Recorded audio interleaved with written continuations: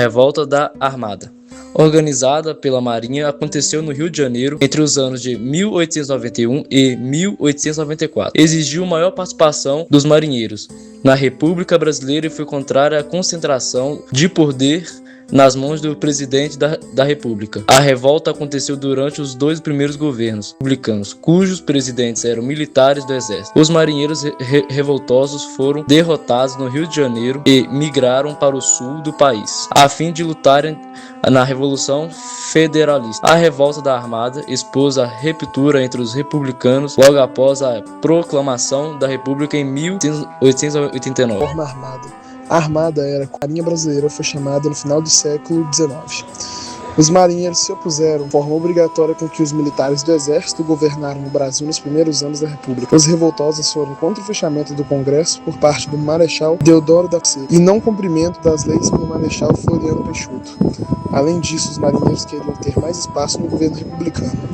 Essa truculência com que os militares atuaram fez com que vários republicanos rompessem o apoio com os militares no poder. Havia dois grupos, um que defendia um governo constitucional baseado na lei e na ordem, com poderes estabelecidos legalmente, e o outro, que era favorável à maior concentração de poderes nas mãos do presidente da República para consolidar o novo governo e combater de forma rígida os opositores e monarquistas. Floriano Peixoto era vice-presidente e assumiu o poder logo após a renúncia de Deodoro da Fonseca. Como a renúncia aconteceu com menos de 2 anos depois da posse, Floriano Peixoto deveria convocar novas eleições para se eleger um novo presidente da República. Contudo, ele se manteve no poder. Isso provocou uma reação por parte de generais do Exército que escreveram e assinaram um manifesto que exigia o cumprimento da Constituição e a realização de novas eleições. Os militares que assinaram o manifesto foram presos pelo então presidente. Em 1892, os marinheiros desencadearam a segunda revolta exigindo que Floriano Peixoto cumprisse as regras constitucionais. Dessa vez, os revoltosos queriam lutar pelo poder e não mais apenas reagir ao autoritarismo e descumprimento das leis por parte dos presidentes da República. Niterói e a capital federal foi transferida do Rio de Janeiro para Petrópolis em 1894. Percebendo a derrota iminente, os revoltosos fugiram da Baía de Guanabara em direção ao sul, na cidade de Desterro, atual Florianópolis, lutar na Revolução Federalista.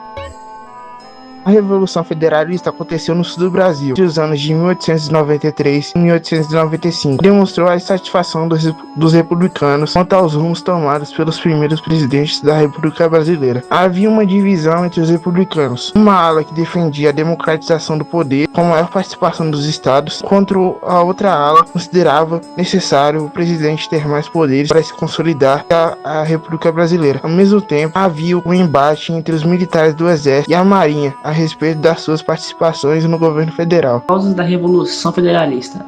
A Revolução Federalista expôs os conflitos envolvendo os diversos grupos que pensavam caminhos opostos para a República nascente no Brasil. Desde 1839, ano da proclamação da República, que se discutia a respeito da centralização do poder no Executivo Federal com a autonomia dos estados. Os governos Deodoro da Fonseca e Floriano Peixoto, ambos militares, defendiam maiores poderes para o presidente da República, no intuito de consolidar seu movimento que depôs a monarquia, evitando qualquer reação de grupos contra o confronto entre esses grupos ultrapassou as discussões de ideias, concretizou-se fisicamente. Entre militares havia divisões, a Marinha se rebelou, exigindo maior participação no governo. O autoritarismo dos primeiros presidentes provocou reações armadas como aconteceu no Rio Grande do Sul. A nomeação de Júlio Castilho para o governo gaúcho é uma forma de Floriano Peixoto impor sua força no sul do país. Os federalistas que se desejavam mais participação dos estados e a formação de um parlamentarismo não aceitaram as ordens vindas do Rio de Janeiro e pegaram as armas como forma de... A Revolução Federalista colocou em campos opostos dois grupos que desejavam um caminho diferente para a nascente República Brasileira. Júlio de Castilhos foi o líder dos republicanos, também chamado de chimangos, e defendia um executivo forte, ou seja, que o presidente da República tivesse amplos poderes para consolidar-se a República. Castilhos era aliado de Floriano Peixoto, segundo presidente do Brasil. Outro grupo era federalista, também chamado de Maragatos, que tinha Gaspar Silveira Martins como líder.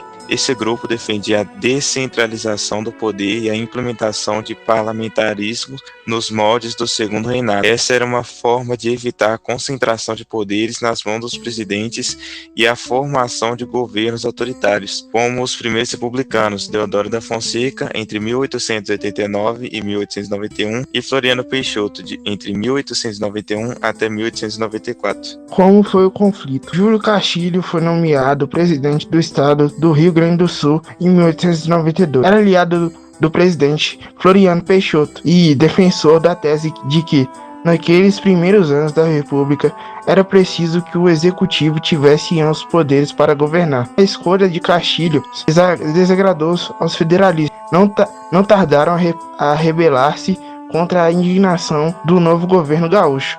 Foram inúmeras as batalhas entre os dois grupos. Os magaratos venceram algumas batalhas, com as de Lagoa Branca e Restinga da Jaraca.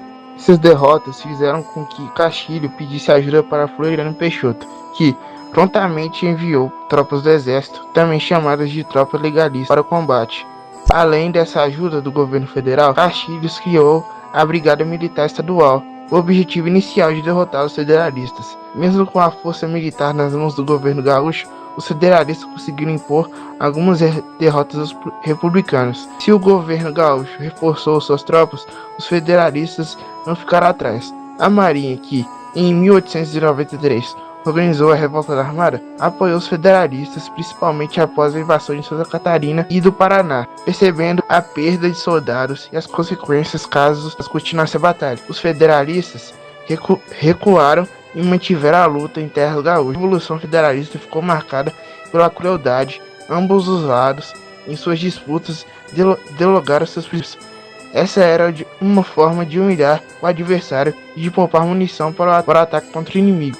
Como terminou a Revolução Federalista? Mesmo após o término do governo de Floriano Peixoto, a guerra continuou. Prudente de Moraes, o primeiro presidente civil da nossa história, assumiu o poder em 1894 e no ano seguinte celebrou um acordo entre os grupos militantes, assim terminando a Revolução Federalista. Júlio de Castilho manteve-se no poder gaúcho. Os revoltos foram anistiados. Consequências da Revolução Federalista. A República consolidou-se no governo de Floriano Peixoto. As forças opositoras que questionavam o autoritarismo do executivo ou buscavam restaurar o modelo monárquico foram duramente banidas. O exército reformou sua presença na República ao participar ativamente das rebeliões contra o governo federal. Mesmo não estando na presidência, os militares não afastaram da política. Movimentos iniciados no quartel contra o poder civil começam a ser organizados no começo do século XX.